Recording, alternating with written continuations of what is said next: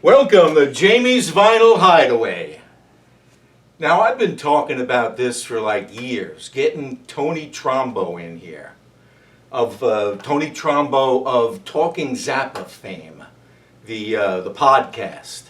Also, Tony Trombo and I have done some stuff together in the past, and it's been a long time, and I'd like to welcome him. No further ado. Tony Trombo. Ta-da! Of Mindbender Music. Yeah. Is that what it is? It's something like that. Yeah. We'll call it that. It doesn't matter. I don't know. Tony is like obsessed, would you call it? I don't know. Kind of. Yeah, obsessed with Frank Zappa. So he, amongst other things that he's done, he's decided to do a podcast. What do you got? The Talking Manos podcast? Yeah, talking anything that I can... speaking of Manos, I'm interested in. The man behind the Band of Fate. Yeah, right. Yes. Manos, the Band of Fate. This is the one-man Band of Fate right here, I think, right?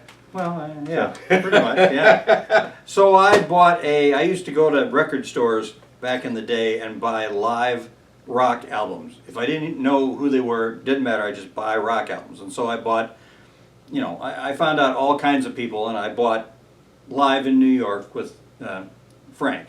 Oh. And had no idea who Frank Zappa was, never, but I put it on, and it was, super hard, funny, live. It was everything that I wanted. Real one to start with, too, Yeah. And it took me a while to realize that it's not like a band where one guy plays some chords and then teaches the band how to play. I mean, everything was written out, which I was like, this is the coolest thing in the world. Somebody's actually writing this stuff down.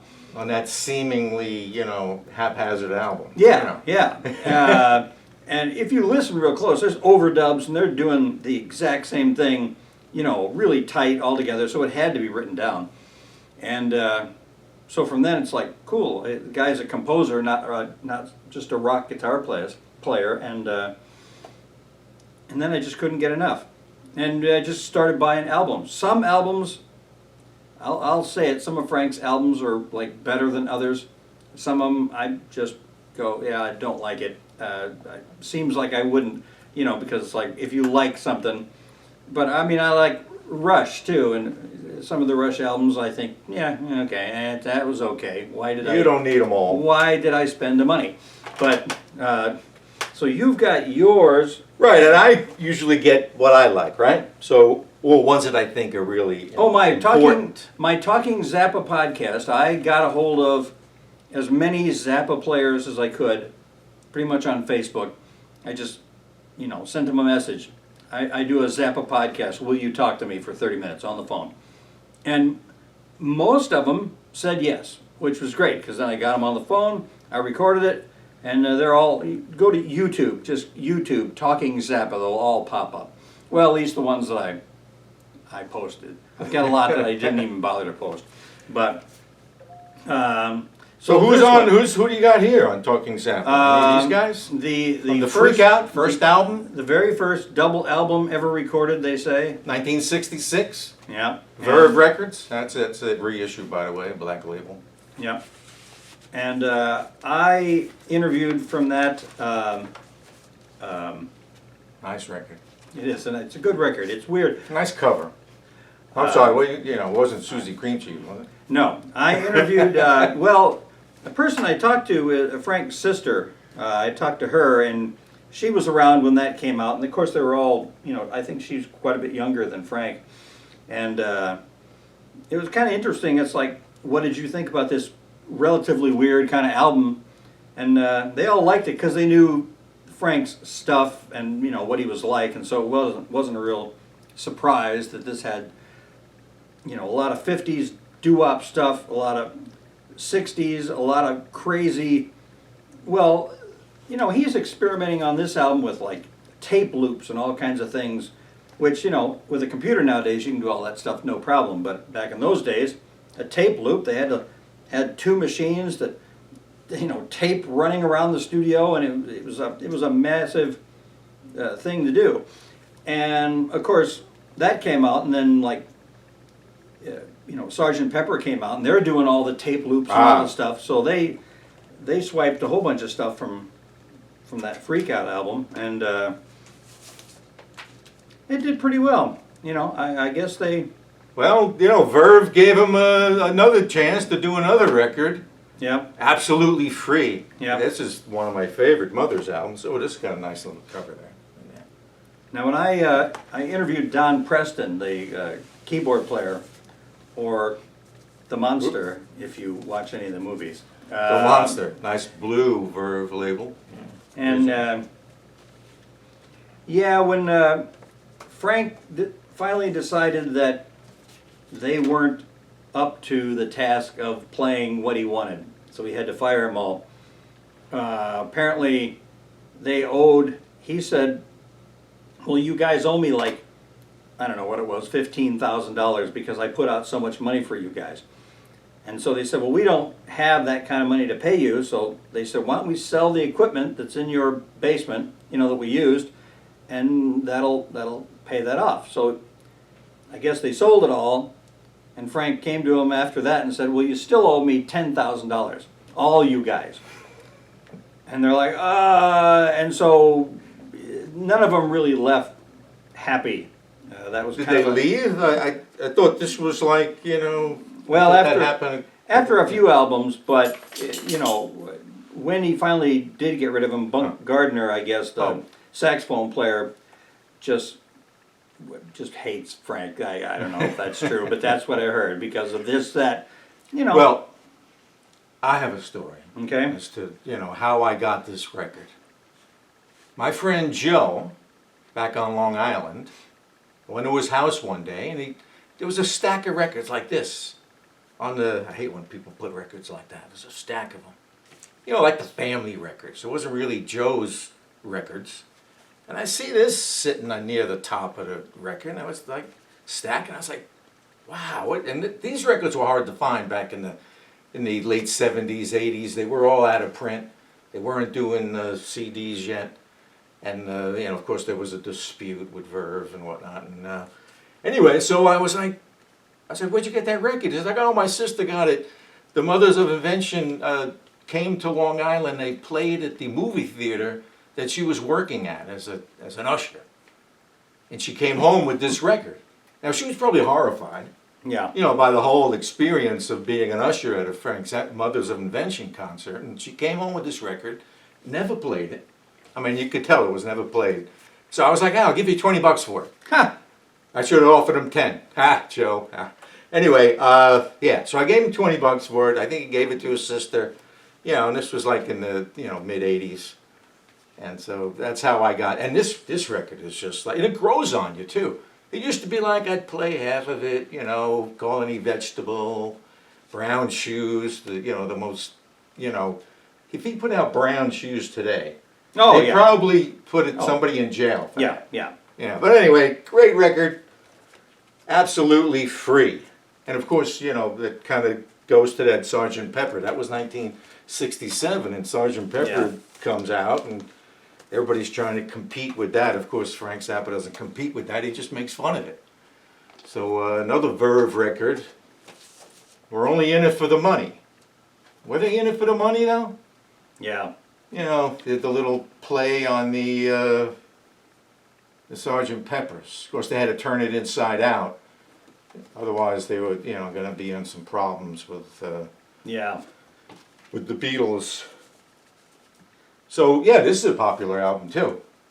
What do you got about this one, huh? You know, Nothing. Same guys. Same guys. You know, Jimmy Carl Black there. Everybody's wearing dresses. It's fantastic. Yeah, fantastic. I tell you. Of course, they had to put out a best of. You know, and you can't really say best of. It's not like they were, you know, was selling singles. But Mother Mania. It's probably one of the first Mothers I actually heard. Oh, and a bunch of pictures of the guy's teeth and nose and mouths, you know. I hadn't seen that album. I bought that in this is like a reissue. Store. Yeah, they one of the ones they chose. Oh, look, it's on Zappa Records. Look at that. Yeah. It's one of the ones they chose to reissue. Really, yeah. nobody ripped that one off. What do you know? No, and it's got Brown Shoes on it, and you know, calling it vestibule, and it can happen here, but it's a 3-minute, it's all in one Right. song, you know, it's all broken up on that first song. Right. This was the first one I heard, and when I got freaked out, I was like, what's wrong with, what happened to, it can't happen here? Why is it all cut up, yeah. Which brings us to the, you know, like if we didn't have enough teeth in that last record. The movie that you will never get to see. Oh, you got something over there, by the way, with to do with this. Yeah. The movie I never got to see. Yeah, well, he, let's see, is this the one? No, that's 200 Motels. Yeah, this was the insert. Oh for yeah, and I Uncle don't Me. have it. Well, watch out! Watch, I'm going to Yeah, look you in probably and I will. have it. No, I don't have it. Look at that, man. Yeah, I Nice thought this little was insert. a little rare. And, just typical weird pictures with weird stuff. And, Oh yeah. You know. Yeah, right. you know, We'll show the audience. here, have show here, the audience. take a look. It's just- Show the it's audience. just stuff. And on Bizarre Records, see, Frank left Verve. MGM took over Verve, and there was all kinds of problems. And Frank left, and he went to Warner Brothers, started his own labels. Bizarre being one of them, and Straight being the other one that Alice Cooper recorded with. And anyway, so now he's doing things his way Yeah. at Warner Brothers. At least he thinks he is for a Yeah. while, you know.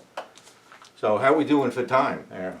Oh, plenty of time. Plenty of time? 8 minutes. Oh, yeah, all right, because this is part 1, by the way, of the 2-part series of Talking Zappa on JVH. Oh, no, I can't use that. That's copywritten by... What's what's copywritten? Talking Zappa. Oh, yeah, you can't haven't say you that. trademarked that? Yeah, you can't say Yeah, that. no, I can't call it that. I- I can't call it that. So anyway, so Zappa decides, I'm going to do some, like, I'm going to show off that I can play the guitar, you know, as good as anybody.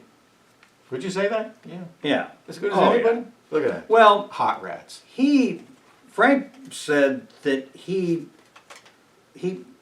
works or plays the guitar unlike anybody else. So it wasn't like the best guitar player, but it's unlike anyone else, which is, Well, that's you- very true. Yeah, Nobody yeah. sounds like that. Pretty much. Oh, this is the girl from, I forget her name, from the GTOs. Yeah, sure. She's has passed on, I do know that much. You can find a bunch of pictures But- of the photography session of that. They shot her, 100 different ways, and that's the one they picked. But I like that one. Yeah. Looks like she's crawling out of a grave. And actually, Yeah. this could be a creepy. Oh, this has got Willie the Pimp, the only vocal on it, and I think the first time Captain Beefheart yeah, shows up on a Zappa album. This was like his second solo album. that I 1970. shouldn't bring it up because I can't remember. But the pool that she's climbing out of was an abandoned house owned by, and I'm drawing a blank on who it was owned by. Somebody Somebody. famous. And I just thought of that now. But yeah, they just went to this abandoned Stars pool and took those pictures. And I can't remember who it is, so look it up, Google it. Great ladies stuff, and gentlemen. though. You got Jean-Luc Ponty, Sugarcane Harris, of course, Ian Underwood, and just a very great Yeah. instrumental album. So what was the movie that almost wasn't? Uncle Meat. Uncle- Uncle Meat. He filmed Uncle Meat, yeah. He filmed a Oh, bunch yeah, of right. it, but couldn't raise. Sorry, the, I wasn't paying attention to my own show. Couldn't raise the 300,000 to finish it, and so it never got. So it just sits So in the vault. So let's do 200 Motels. Yeah. Now, And on United Artists, by the way. I interviewed Howard Kalin, the one of the Turtles who stars in it, and I asked. How would be the, That's He's Eddie. Eddie of Flo Flo, and Eddie. Flo lives here in Nashville, and I can't get a hold of him. Howard lives in Seattle, and I got a hold of him through somebody on Facebook. He was a little tough to get a hold of, but pretty interesting. I said, was it kind of like intimidating because you're on the set with Ringo and with Keith Moon and basically Howard said this is a great quote, the Beatles treated them poorly, like the Turtles. He wasn't a big Beatles fan because they Really? didn't treat him nice. Because everybody says how nice the Beatles were, and he was Never. just like great. He's like, yeah, no, they treated us poorly. And I said, well, that's worth it just to get that quote, to be able to say that you were Really? treated bad. Wow. And Yeah, very interesting. he was a big star. It's like, you know, still though it's Ringo or whatever, but Oh, the very nice. Turtles had more hits than what I even realized. Oh, They were a hit machine, a hit factory. And the funny thing is like, because they were squeaky clean, and Frank got a hold of them and turned them filthy. I mean, some of those albums are right. just the worst. They're hilarious, but Frank saw that as an opportunity to take these clean-cut rock star dudes, and none of his band thought, they thought Frank was out of his mind for They hiring weren't the exactly Turtles. clean cut. They weren't, L.A., hanging out with everybody else. It Yeah. just, their music was a little lighter, And, But this movie, they ran out of money when they're shooting it, and they never shot the ending. And I said, well, what's the ending? And the ending is the album called, it's the white album with the pencil on the front. Live at the Fillmore. Yeah. Yeah. And that's the ending Really? of 200 Motels. With And the at Mud the, Shark and all that. at the end, they were supposed to do Happy Together because they were big stars. That's the whole They idea. do a nice version of that on that. Yeah. Yeah. And that was supposed to be on the movie. That and Peaches and Regalia. That's how they were ending it, but they never got it. They never got a chance. So the movie ended. Well, it just the way went it does. on and on. Yeah. I mean, wow. What can I say? It's a strange movie, anyways. But That's right. He makes up for it with Baby Snakes. Oh, turn it many over. years later. What's now on the back, that? there's The London Philharmonic. Yeah. who ripped up all of their rented tuxedos at the end of the shoot because they thought this is just a wacky, stupid movie, and they started These aren't real tuxedos. So they decided to. started just tear them up, and they rented them all, and so Frank had to pay for that. What? And he goes, and he never worked with them again because They ripped up. all their God. tuxedos. Yeah. So There you have it. yeah, That's awesome. Hey, maybe this is a good place to stop. sure, Think so? yeah. Well, hey, We'll get another one. Well, thanks for coming by. Maybe in about 3 minutes I can get you back and we'll do this again. All right, I shall. Listen, we're doing a cheap production. Oh, yeah. I am going to turn off the camera. Right, and I'm going to say, Goodbye. later, man, move it. Hold on, zoom in, Oh, wait, zoom, wait. zoom, zoom. Later, man, move it. Move it. Wow.